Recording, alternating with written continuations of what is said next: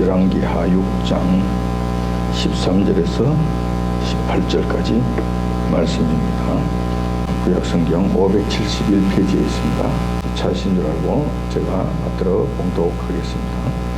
왕이 가로되 너희는 가서 엘리사가 어디 있나 보라. 내가 보내어 잡으리라. 혹이 왕에게 보하여 가로되 엘리사가 도단에 있나이다. 왕이 이에 말과 병과 많은 군대를 보내매 저희가 밤에 가서 그 성을 에워쌌더라. 하나님의 사람의 수종드는 자가 일찍이 일어나서 나가보니 군사와 말과 병거가 성을 에워쌌는지라. 그 사환이 엘리사에게 보하되 내 주여 우리가 어찌하리까. 대답하되 두려워하지 말라. 우리와 함께한 자가 저와 함께한 자보다 많으니라 하고 기도하여 가로되 여호와여 원컨대 저희 눈을 열어서 보게 하옵소서 하니 여호와께서 그 사환의 눈을 여심해 저가 보니 불말과 불병거가 산에 가득하여 엘리사를 둘렀더라. 아람 사람이 엘리사에게 내려오매 엘리사가 여호와께 기도하여 가로되 원컨대 저 무리의 눈을 어둡게 하옵소서 하며 엘리사의 말대로 그 눈을 어둡게 하신지라. 아멘. 오늘 본 말씀을 중심으로 해서 도단성에서 생긴 일이라는 제목으로 말씀을 나누고자 합니다. 우리가 신앙생활을 하면서 살다가 보면은 좋은 일도 있지만 나쁜 일도 있습니다. 순탄하고 평탄하고 넉넉함이 가득한 그런 때도 있었지만 그 반대의 경우도 있다는 것입니다. 무언가 모르게 꽉 막혀 있는 것 같고 풀리는 것은 없는 것 같으며 더군다나 적들에 의해 겹겹이 둘러싸여서 소망이라고는 단 한 군데라도 찾아볼 수 없는 그런 암담한 때도 있다는 것입니다. 이런 경우에 세상 사람들은 대부분 낙심합니다. 낙심 정도가 아니라 정신을 차리지 못할 정도로 괴로워하죠. 이런 일들이 있을 때 이 문제를 해결하기 위해 누구나 애를 씁니다. 그때 세상 사람들이 하는 해결책은 이런 거예요. 더 큰 권력자들을 찾아가서 권력을 동원한 해결책을 모색합니다. 그래서 자기 뜻대로 이루려고 하는 거예요.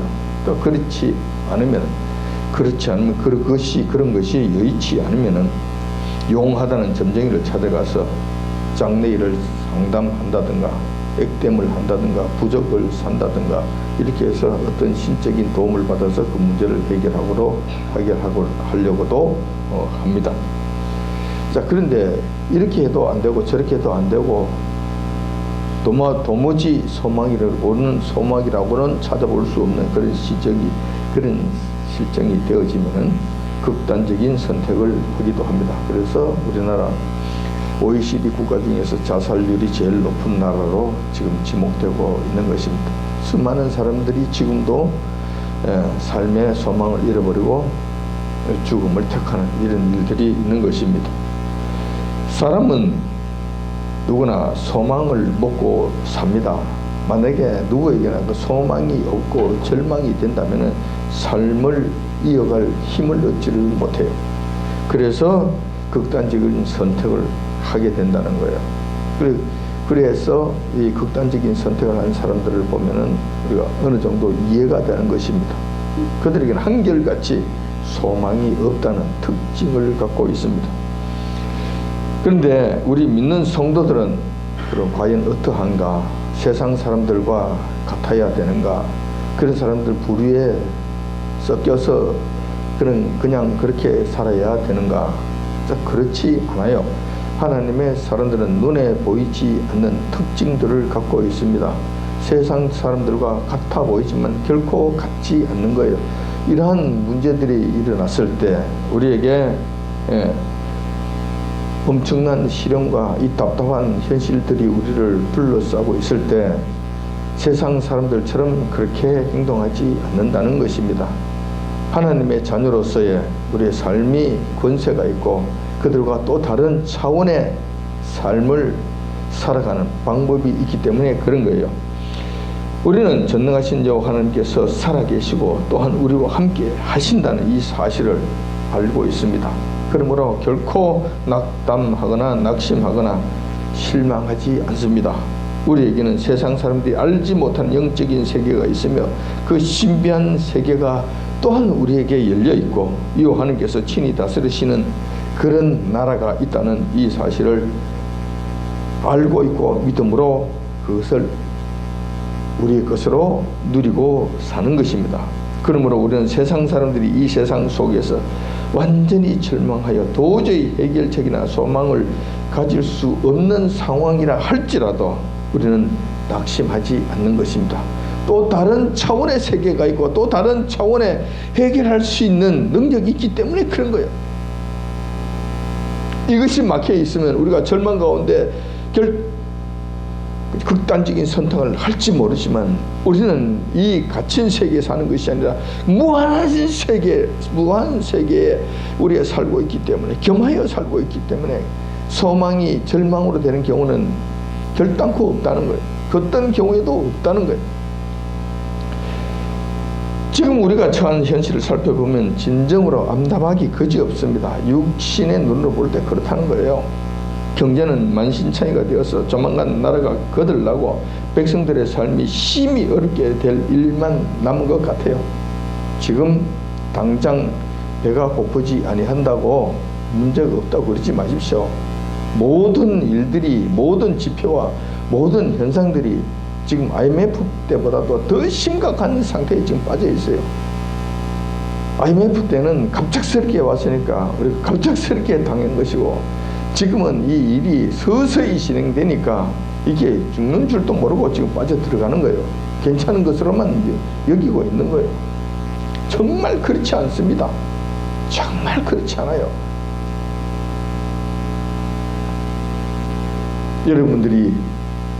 여러분들의 생각이 옳은지, 제가 잘못 판단하고 있는지 조금만 더 지나가 보면 알아요.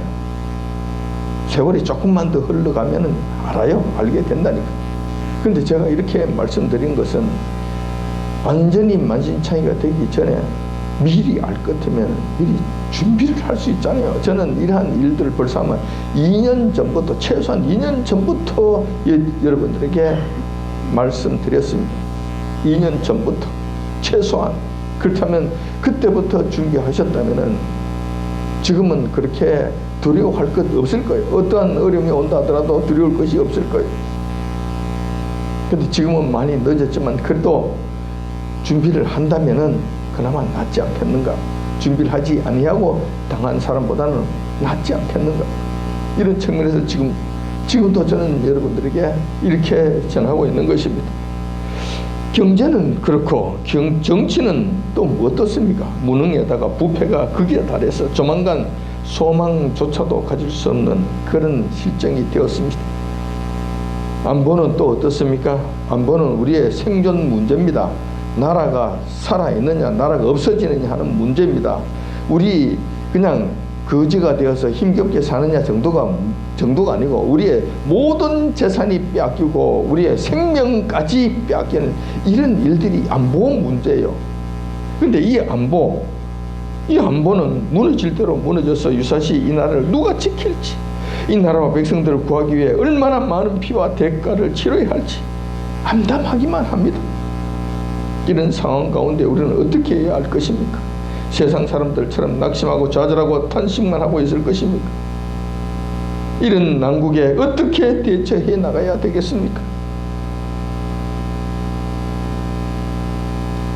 이러한 문제들을 우리가 조금 살펴보고자 하는 것입니다. 본문 말씀을 보면은 북이스라엘의 대표적인 선지자 중에 한 사람이었던 엘리사 선지자 시대 때 있었던 실제 사건입니다. 여러분들이 잘 아시는 바와 같이 엘리사 선지자는 그 유명한 엘리야 선지자의 수제자였습니다. 엘리야 선지자는 특이한 점이 그건 죽음을 보지 아니하고 하늘로 올라간 사람이었어요. 노아 홍수 이후에 유일한 사람이었습니다. 그런 점에서 엘리야 선지자가 위대하고 특이하다고 이야기할 수 있는 반면에 엘리사 선지자는 능력을 행함에 있어서는 엘리야 선지자의 배를 갑절의 능력을 행했던 사람입니다.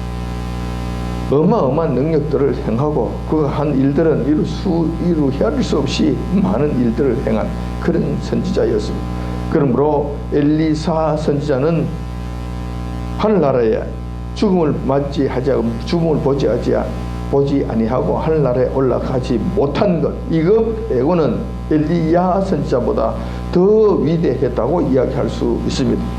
자, 그런데 이 엘리사 선지자 시대 때 실제 일어났던 상황이, 당시에 북이스라엘인데 엘리사 선지자가 속해 있던 나라는 북이스라엘입니다. 남유다가 아니고 북이스라엘이었습니다. 북이스라엘의 수도는 사마리아 성이었고, 그때 북이스라엘과 국경을 맞대고 있는 북쪽 지방에는 아람이라고 하는 나라가 존재하고 있었습니다. 아람이라는 나라가 근제하게 있었던 거예요. 아람이라는 나라는 우리가 수리아라고도, 성경에서는 수리아라고도 하고, 지금 현재 시리아라는 그 나라, 그 일대를 의미하는 그런 나라였습니다. 근데 이 나라는 북이스라엘보다는 강대해서 수시로 북이스라엘을 침범해 내려와서는 이런저런 가축과 인명들을 살상하고 빼앗아가고 탈취하고 하는 이런 일들을 행했습니다. 자, 그러니까 수시로 이제 다툼이 일어나고, 수시로 전쟁이 일어나고, 수시로 옳지 못한, 그러니까 서로 감정이 상하는 일들이 있었다라는 것입니다. 주로 보면은 북쪽에 있는 아람 나라가 북이스라엘을 침범해 옴으로 인해서 북이스라엘이 괴로움을 당하고 많이 당하는 그런 입장이었어요. 엘리사 선지자 시대 때에도 예외는 아니었습니다. 그런 상황이 계속 유지되고 있는 그런 모양새였어요. 그때 한 번은 아람 나라 왕이 한 계획을 세웁니다. 자, 이번에는 북이스라엘 왕을 한번 혼내주자. 그때 여호람 왕이었는데 북이스라엘 여호람 왕을 한번 혼을 내주자. 할 수만 있을 것 같으면 우리가 저놈을 생포할 수 있을 것 같아. 안 그러면은 죽이든가 할 수 있을 것 같아. 그러니까 그를 생포하면은 우리가 엄청나게 큰 유익을 볼 수 있고, 죽이더라도 괜찮아. 그러면은 한번 휩쓸고 들어가서 그 어마어마한 그 재물들을 우리가 가져올 수 있지 않겠는가. 그러니까 이번에는 여호람 왕을 한번 생포하도록 하자. 어떻게 할 것인가. 이렇게 하면 되겠네.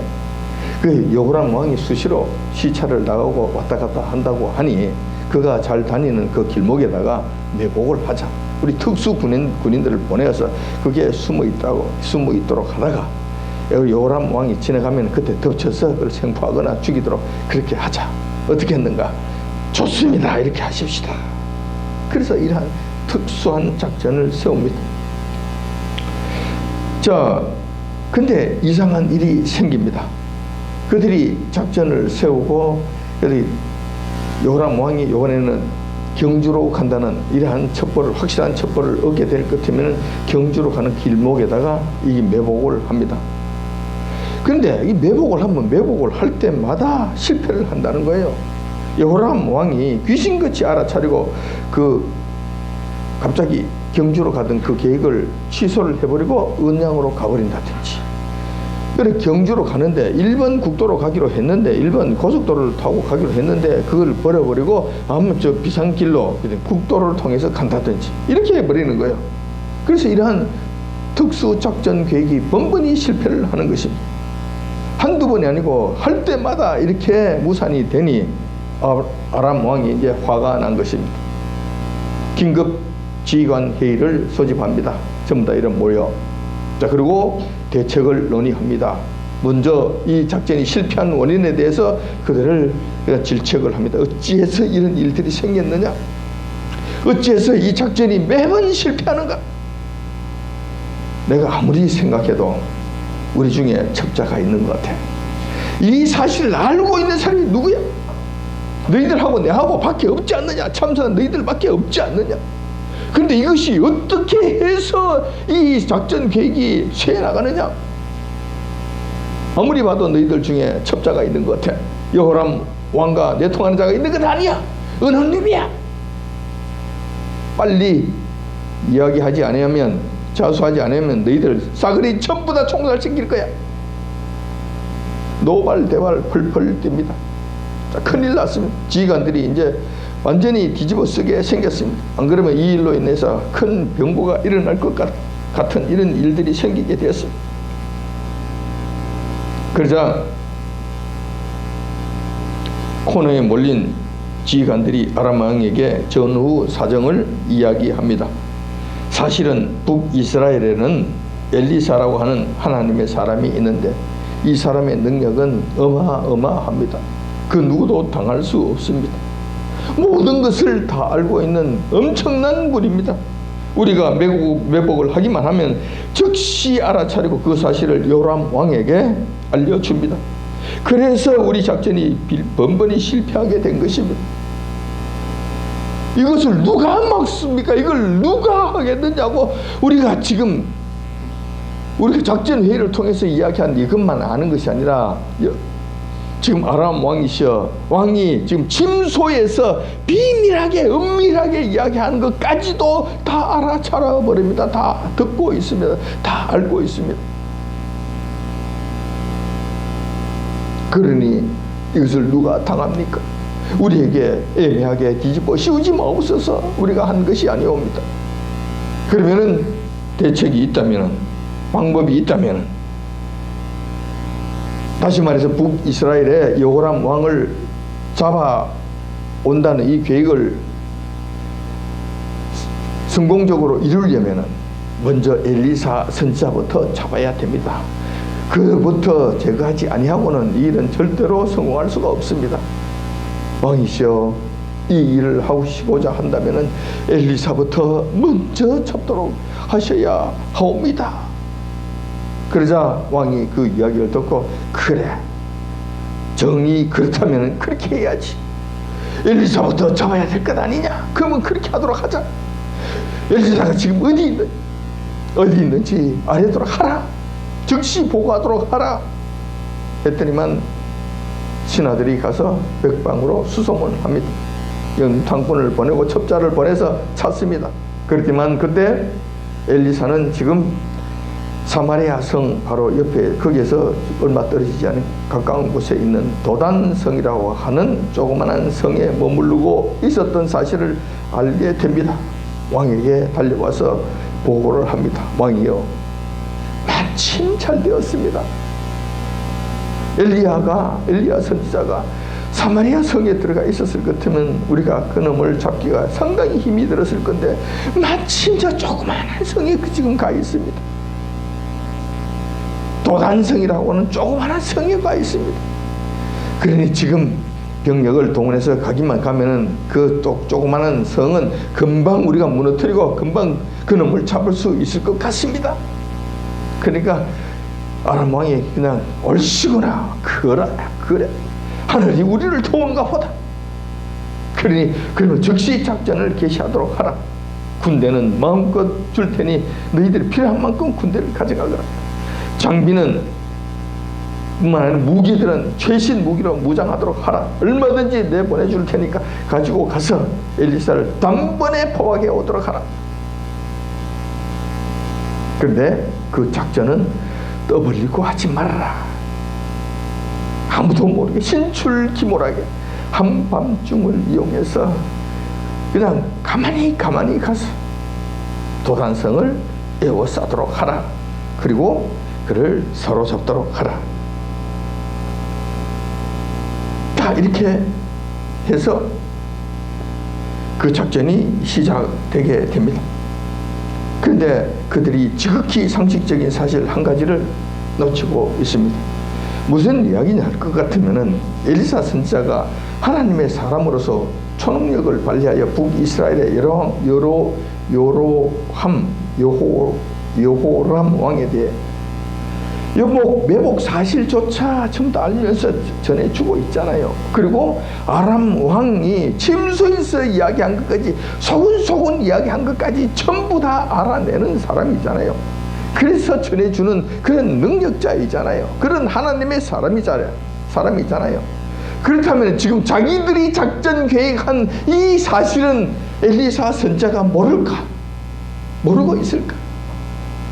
밤에 아무리 한밤중에 몰래 가만히 내려와서 성을 포위한다고 해서 한다 하더라도 그 하나님의 사람이었던 이 엘리사가 그 사실을 모를까? 왕에게 직언해 줄 수 있을 정도의 능력자라면 그것도 당연히 알 것 아닌가라는 거예요.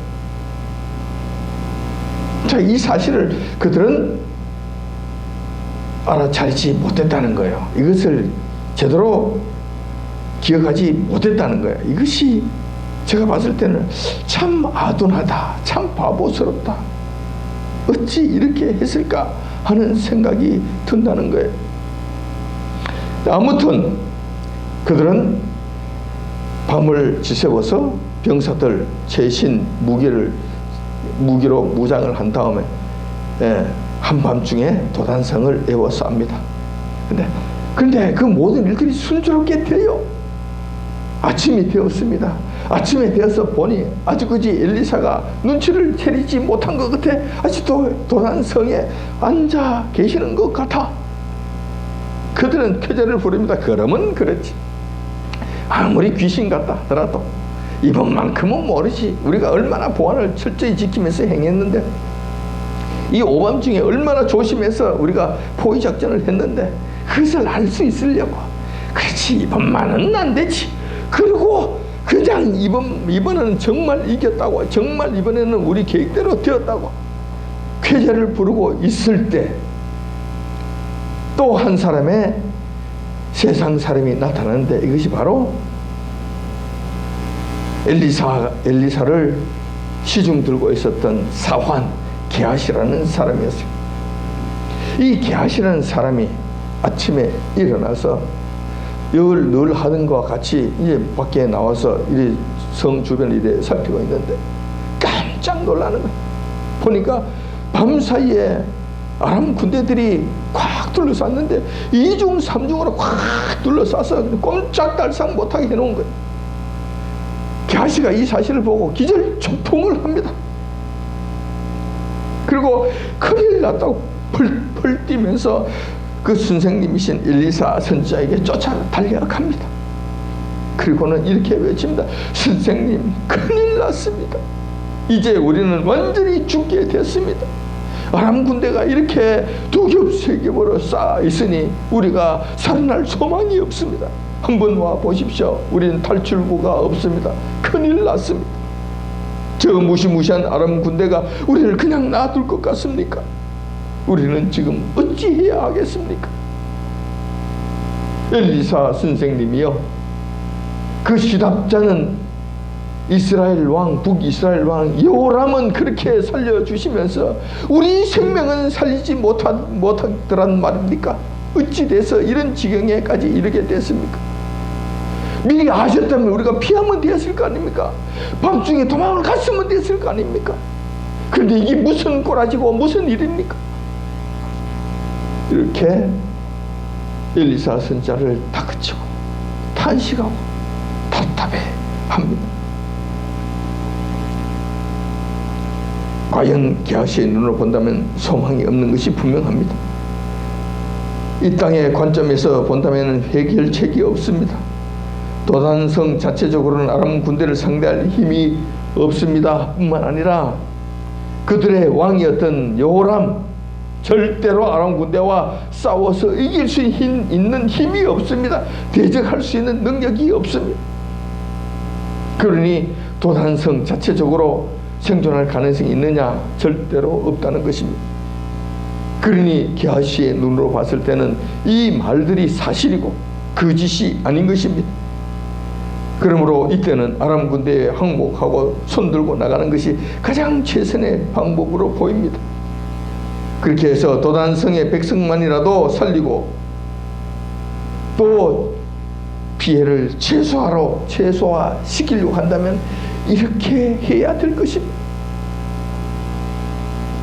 이러한 게하시의 관점은 세상 사람들의 관점이라고도 할 수 있습니다. 이들은 전능하신 여호와 하나님을 믿지 않으므로 하나님의 능력을 통한 문제 해결은 상상조차 하지 못합니다.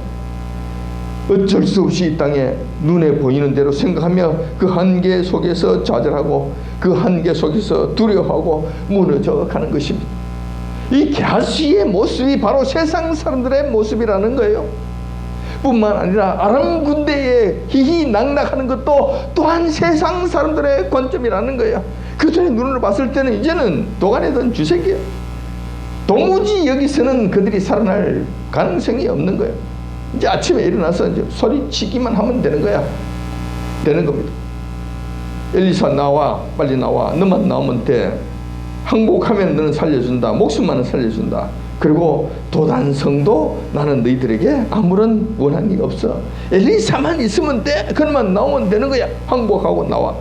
만약에 안 나와, 그럼 내가 불바다로 만들 거야. 완전히 초토화를 만들 거야. 완전히 다 쓸어버리고 다 멸망시킬 것이야. 자, 의기양양하게 이제 이렇게 할 판이에요. 그러면은 더 이상 방법이 없는 거예요. 그런데 그들과 다른 모양새를 가진 한 사람이 있었는데 그 사람이 바로 엘리사라는 사람이었어요. 아마 도단성에서 아침 일찍 일어난 사람들은 게하시와 같은 마음이었을 거예요. 그리고 엘리사에게 와서 엘리사 선지자님 어찌하면 좋겠습니까? 가능하다면 당신이 나가서 그냥 항복하고 나갔으면 좋겠습니다. 이 도단성만이라도 이 백성만이라도 구해야 되지 않겠습니까? 막 이런 상태였을 거예요. 이런 상태였을 거예요. 그런데도 엘리사 선지자만큼은 여유자적하였더라. 아무런 미동도 하지 아니하였더라라는 것입니다. 도단성을 완벽하게 포위한 아람 군대의 자신만만함에 대해서도 그저 엘리사 선지자는 웃기만 하는 거예요. 게하시는 펄펄 뛰고 도단성 사람들은 안절부절 못하는데 엘리사 한 사람만 그저 웃기만 하는 거예요.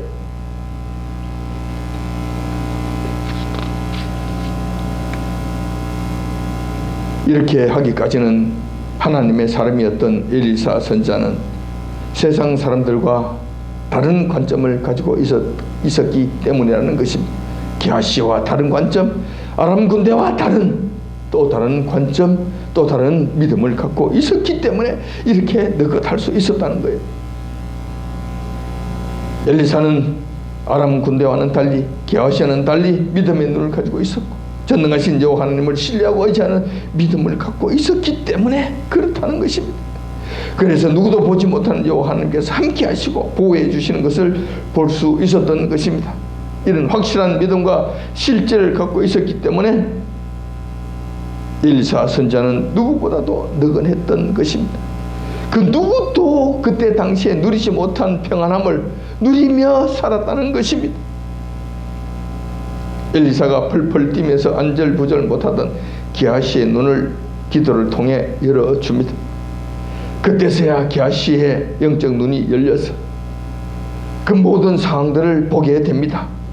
도단성을 포위하고 있는 아람 군대의 숫자보다도 여호와 하나님께서 친히 보내주신 막강한 하늘 군대의 숫자가 더 많다는 사실을 확인하게 됩니다. 그 어마어마한 하늘 군대가 엘리사를 싸고 있고 도단성을 둘러싸고 있고 게하시를 보호하고 있다는 이 사실을 직접 눈으로 확인하게 됩니다. 이러한 사실을 확인한 다음에 게하시의 기쁨은 이루 말할 수 없었을 것으로 보입니다. 결국 어떻게 됐습니까? 의기양양한 아람 군대는 하나님의 도우심으로 엘리사의 기도에 의해 장림이 되어버립니다.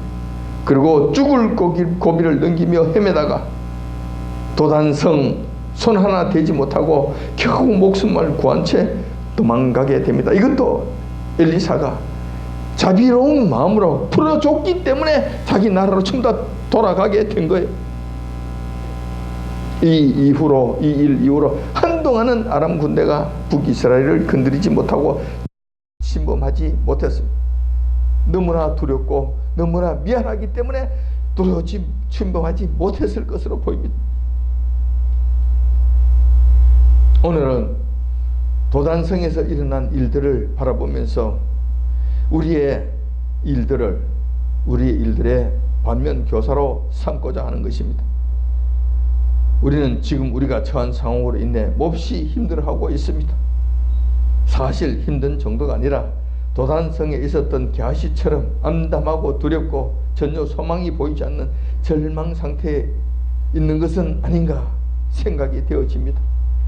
뿐만 아니라 저 악한 정권들의 악한 행위와 행위들과 포악한 힘들은 하나님의 자녀들과 광화문 성도들을 뒤덮고 있습니다. 그냥 괜찮다고요? 그렇지 않습니다. 매일같이 광화문에 지금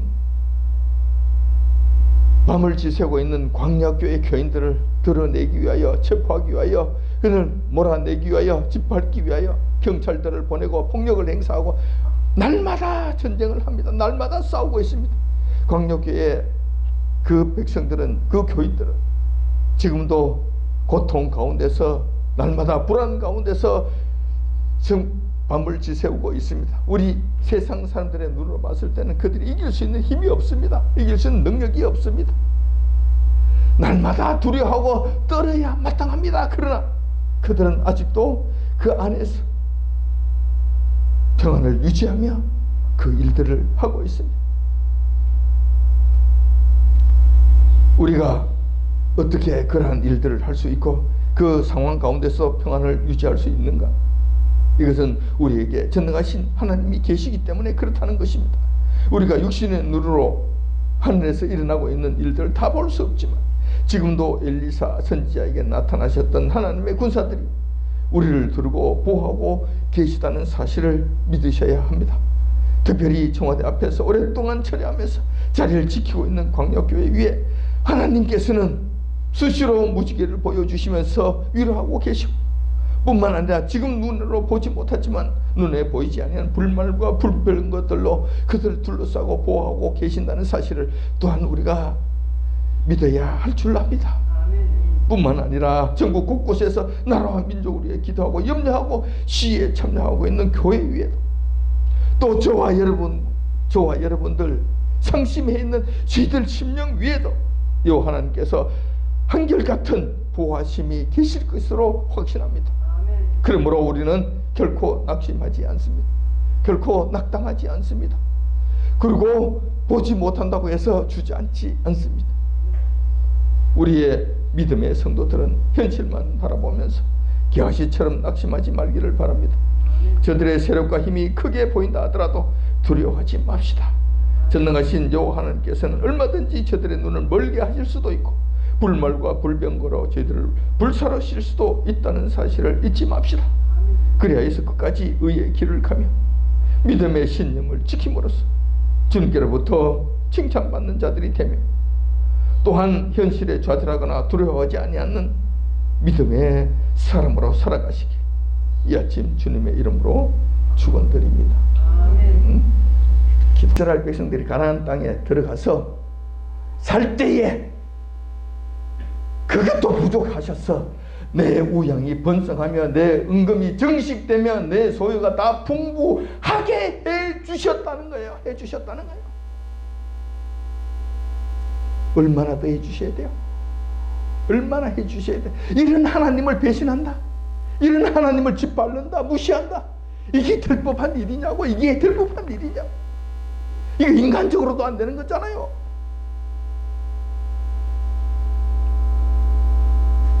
교만하면 이런 생명의 은혜를 몰라보게 됩니다.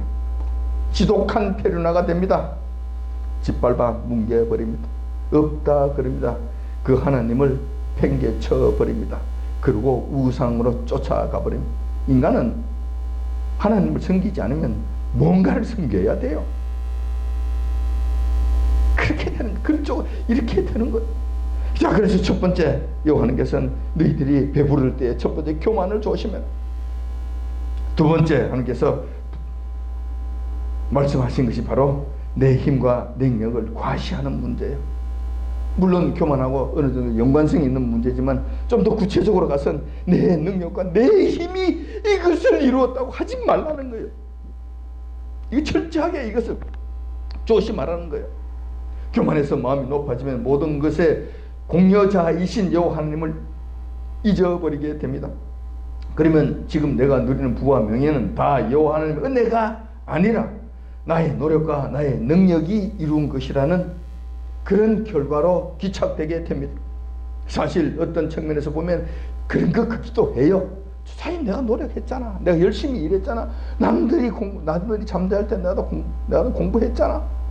남들이 돌아다닐 때 나는 엎드려서 기도했잖아. 하루에 8시간씩 기도했잖아. 하루에 8시간씩 10년을 기도했잖아. 내 무릎팍이 낙타 무릎이 됐잖아. 그러니까 이 큰 교회를 했잖아. 여호와님께서 10,000명 20,000명 되는 이 큰 교회를 만들어서 나에게 주셨지 않아.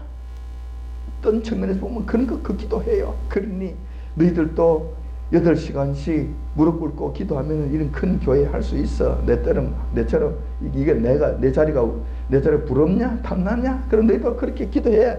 그런데 사실상 하루 8시간씩 10년간이나 기도할 수 있는 사람이 있습니까? 없지. 나는 죽었다 깨어나도 못해. 대부분의 사람들이 못해요.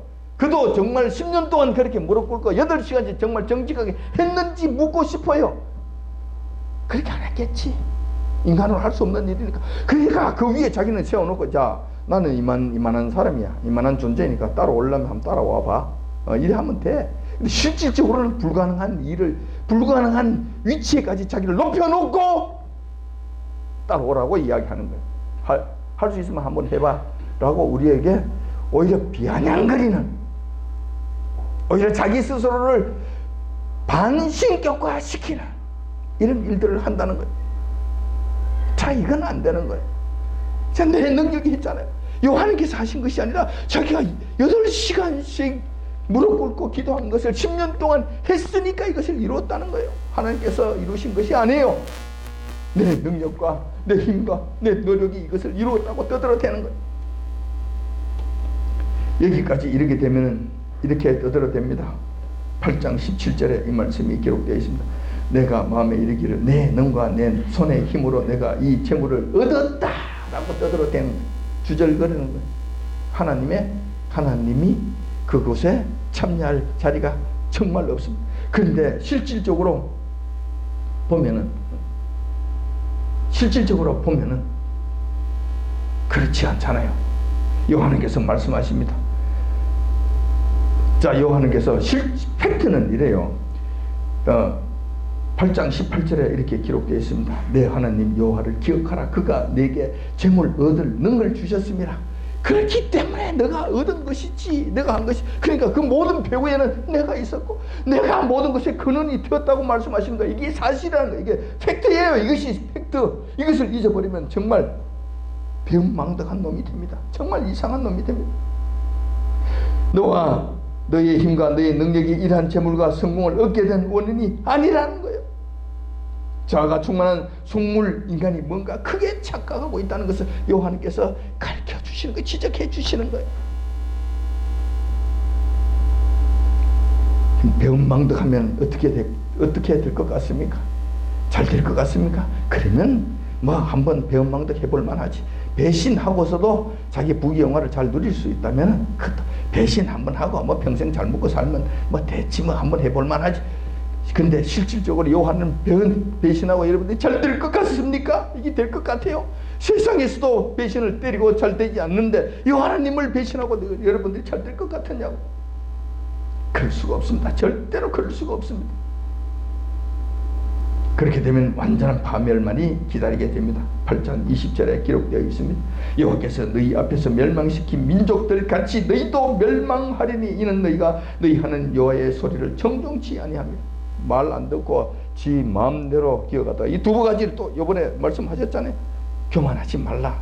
교만이 머리를 들게 하지 말라. 배불렀을 때, 배부르기 전까지는 별 문제가 안 돼요. 배불렀을 때 교만이 머리 들지 않도록 절대적으로 조심하라. 두 번째, 이 모든 재물들이 내 노력과 내 힘과 내 판단으로 내 힘이 이것을 이루었다고 떠들어대지 말아라. 이것은 실적으로 요한님께서 그 다 해주신 그 얻을 수 있는 힘과 능력을 내가 줬기 때문에 그렇게 했다는 이 사실을 기억하라는 거예요. 이 말씀을 듣지 않고 네 마음대로 간다. 그러면은 요한님께서 이방인들을 멸망시키는 것 같이 너희들도 똑같이 멸망시키겠다고 말씀하시는 것입니다. 자, 그렇다면 우리는 어떻게 해야 됩니까? 2019년 마무리하는 시점에서 우리의 사정을 다시 한번 되돌아보기를 원합니다. 여호와 하나님께서 베푸르신 은혜가 각자에게 크실 줄 압니다.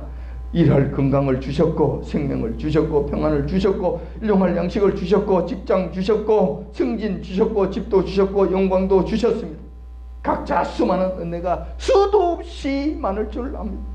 그럼에도 이런 하나님의 은혜를 은혜인 줄 모르고 남과 비교해서 불평불만을 할까 염려스럽습니다. 나는 왜 이 모양이야? 저 집은, 저 성도는 저렇게 잘 됐는데, 저들은 잘 됐는데 나는 왜 이 모양이 이 꼬라지야? 여호와께서 주신 그 은혜는 계수하지 아니하고 남들하고 단순 비교해서 그들과 조금 못하다고 그냥 떠들어대는 것. 이렇게 될까 염려스럽습니다. 이런 일을 할까 염려스럽습니다. 당연히 여호와 하나님 앞에 경배드리고 감사해도 시원찮을 텐데 오히려 불평불만에 거리로 만들까 염려스럽다는 것입니다. 그렇지 않으면 또 이런 것이, 그렇지 않으면 이것은 다 내가 잘나서 그런 거야 하면서 스스로 울줄대지는 않는지 또 한번 잘 살펴보시기 바랍니다. 비교해서 다른 분들과 비교해서 비교적 내가 잘 됐다고 생각되면은 이런 거야. 내가 잘나서 그런 것이지 라고 생각할까봐 염려스럽다는 거예요. 이거 잘 살펴보시기 바랍니다. 그렇게 해서 만에 하나 조금만 것이라도 자덩거리인 교만이 머리를 들고 있다면 정리를 합시다. 올 한 해를 마무리하는 시점에서 마지막 한 달을 앞두고 정리를 하자는 것입니다. 한 해를 마무리하면서 주님께 감사해도 부족할 것인데 감사는커녕 나의 자랑만 앞세운다면 이게 될 법한 일이겠냐는 것입니다. 다시 한번 우리의 마음을 점검해서 잘못된 에고 덩어리가 있다면, 내 자아 덩어리가 있다면 잘라내버리고 마땅히 드려야 할 감사와 경배를 여호와 하나님 앞에 드립시다. 내 능력과 내 힘이 이 모든 것을 이루었다는 주장은 입에 담지도 말고 꿈 속에서라도 말하지 맙시다. 이렇게 해서 마땅히 올려드려야 할 경배를 여호와 하나님께 드림으로 내년을 또 기약하는 저와 여러분들이 되시길 이 시간 주님의 이름으로 축원드립니다.